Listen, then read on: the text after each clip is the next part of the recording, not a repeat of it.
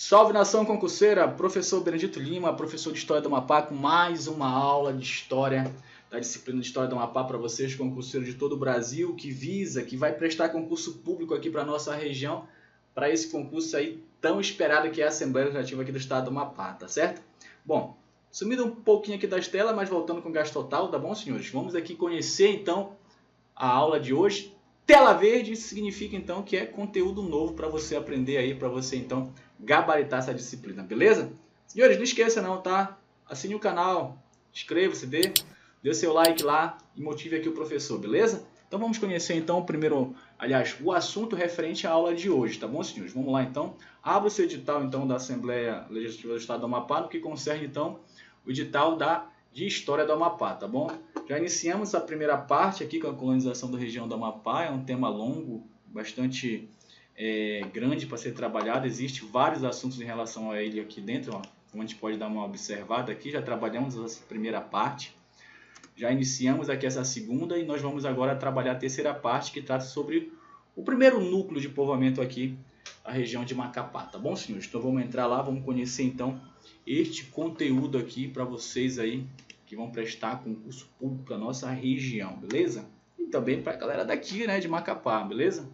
Então vamos lá, primeiro núcleo de povoamento de Macapá. Senhores, para você poder entender esse assunto, você tem que ter em mente aqui algumas características históricas, um contexto histórico desse período aqui, tá bom, senhores? O período então é o Brasil colonial, tá? E nesse sentido nós temos aqui algumas situações acontecendo. Por exemplo, em 1700 nós temos o Tratado Provisional que trata sobre neutralidade. Esse tratado de 1700, senhores, diz a seguinte situação, que permanecerão neutras as áreas que compreendem do rio Araguari ao rio Oiapoque. Então, nem França, nem Portugal, nem Espanha, nem qualquer outra nação poderiam ali estar. Beleza? Tranquilo? E um outro tratado também que nós temos é de 1713, que trata sobre o Tratado de Utrecht, que vai nesse sentido, então, tratar sobre delimitação geográfica no sentido entre Portugal e também a bendita França, senhores, tá? O que trata esse Tratado de 1713, o Tratado de Utrecht? Ele vai delimitar que a fronteira entre o Brasil, né, entre a colônia portuguesa e a França, será delimitada, então, pelo rio Oiapoque. Tranquilo aí, beleza? Então, diante dessas informações, nós vamos então entender aqui este conteúdo, como é que vai se dar o primeiro núcleo de povoamento de Macapá. Senhores, é bom então entender a seguinte situação. Esses tratados eles serviam então para neutralizar e outro para dizer que a região a qual estava antes neutralizada pertencia a quem? A Portugal. Só que tem um problema, senhores. A França não vai respeitar esses tratados e mesmo assim vai continuar fazendo incursões aqui na nossa região. Então, senhores, o primeiro núcleo, né, de povoamento de Macapá ele vai se dar de forma estratégica e também de forma necessária, tá? Por que estratégico, senhores? Vamos entender aqui a seguinte situação. O sul do Amapá, né, está ligado diretamente com o rio Amazonas. Então, o rio Amazonas ele é porta de entrada para o interior do Brasil através do seu rio, tá? Através dos seus rios como um todo, beleza? Então, quem dominasse esse território, quem dominasse, então, toda essa extensão de terra aqui, senhores, certamente teria acesso, então, aos principais produtos da floresta, como as drogas do sertão, tá? Necessário por quê? Porque se você não povoar essa região, você certamente aqui, não havendo presença de pessoas aqui, ou a presença de um Estado aqui nesse exato momento, certamente aqui ele seria invadido mais cedo ou mais tarde, tá? Então, por isso, o primeiro núcleo de povoamento aqui de Macapá ele vai se dar através de forma estratégica e necessária, beleza? Vale ressaltar o seguinte, como o rio Amazonas, ele é porta de entrada para o interior do Brasil, né? Isso aí, então, era muito importante para a colônia portuguesa porque ele permitia então o acesso aos principais produtos da floresta, como drogas do sertão,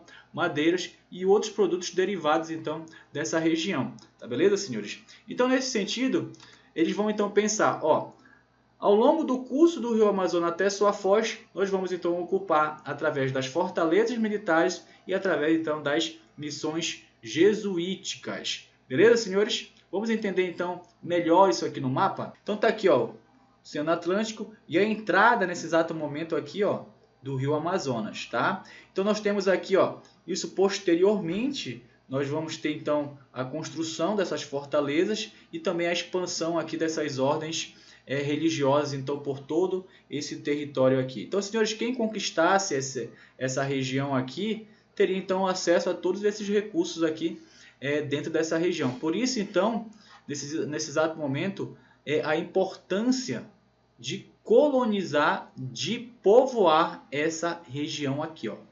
Tá bom, senhores? Beleza? Então, senhores, o que poderá vir na tua prova? O primeiro núcleo da cidade de Macapá vai se dar através do destacamento militar. E esse destacamento militar ele não vem sozinho, ele vem acompanhado então de várias famílias vindas lá do arquipélago de Açores, com alguns objetivos em mente. Primeiro, povoar, e o segundo, é claro, para defender a região de Macapá. Quem governava essa região aqui nesse exato momento, do estado do Grão-Pará e Maranhão, em 1738, é João de Abreu e Castelo Branco, senhores. Ele vai ser então um governador que vai ali, ó, ser um cara bastante atuante, vai passar por dificuldades financeiras para manter em funcionamento esse destacamento militar aqui, tá? Até em 1748, senhores, ele vai então aqui, junto ao governo português, junto à coroa portuguesa aqui, vai defender, vai insistir aqui no povoamento da região e na fortificação da foz do rio Amazonas, mesmo tendo aqui, senhores, próximo da nossa região aqui, expedições guarda-costas ligado ao governo português, ao Estado português, para defender a região de invasões estrangeiras, principalmente então da França. Mas mesmo assim ele solicitava ao governo português que, por favor, que implementasse o povoamento da região e a sua fortificação. Beleza? Bom, senhores, nesse exato momento nós temos uma mudança de governo. Tá? Castelo Branco vai deixar o governo então do estado do Maranhão e Grão-Pará e seu substituto vai ser Francisco Pedro Gurjão. Esse guerreiro ele vai insistir novamente no que o Castelo Branco estava pedindo, ou seja, pela implementação e povoamento da região e também da sua fortificação juntamente ao governo local, tá? E também ao rei de Portugal, Dom João V, nesse sentido. Então, em 1748, senhores, nós vamos ter aqui oficialmente essas terras denominadas como província dos Tucujus ou Tucujulândia, tá? Tucujus por conta de que, quando os europeus chegaram nessa região aqui, eles conseguiram observar que existia muito índios na nação Tucuju. Por isso a referência, então, província dos Tucuju, tá? E uma característica muito importante nessa criação dessa província, tá? Ela não muda a condição que é administrativa, ou seja, ela continua sendo colônia. Beleza? Até aí? Então, a sua criação vai se tratar apenas de delimitação geográfica e terá alguns objetivos em torno dessa criação. Por exemplo, estratégico militar, tá? E também de defesa, para defender a área.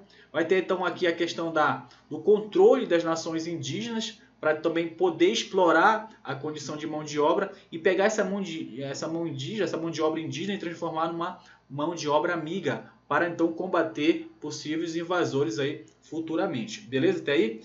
Então vamos fixar, senhores? Vamos lá então. Nós temos uma tabela aqui para você poder então fixar o seu conhecimento. Bom, a criação da província dos Tucujus, tá? Ela visava o quê?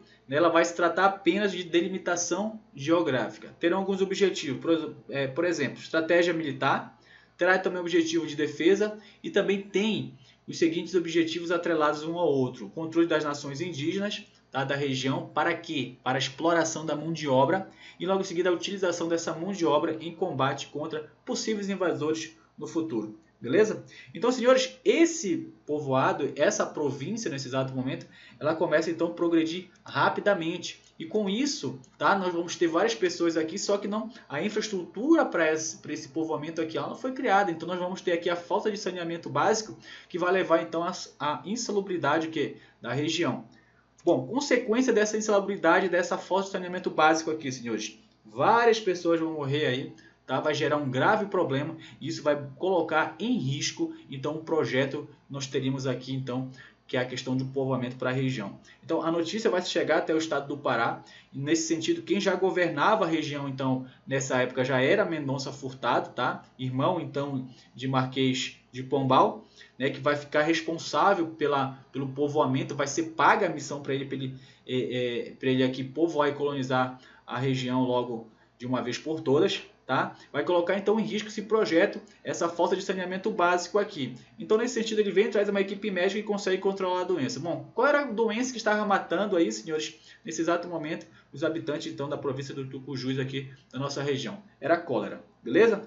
Então nesse sentido, senhores, a implementação da colonização então ela vai se dar a partir de 1751, ela vai se intensificar, tá? Quando vai assumir então o governo do estado do Maranhão e Grão-Pará, Francisco Xavier de Mendonça Furtado, trazendo ainda com eles ainda soldados e colonos da ilha dos Açores. Beleza, senhores? Esse é o primeiro núcleo de povoamento então da cidade de Macapá, tá? Formado então por soldados e por colonos da ilha dos Açores. Se você gostou desse vídeo, deixe o seu like, inscreva-se, tá? Deixe seu comentário aqui sobre alguma dúvida ou o que você quer mais ver aqui no canal em relação à história do Amapá, beleza? Fique com Deus, um forte abraço. Fui!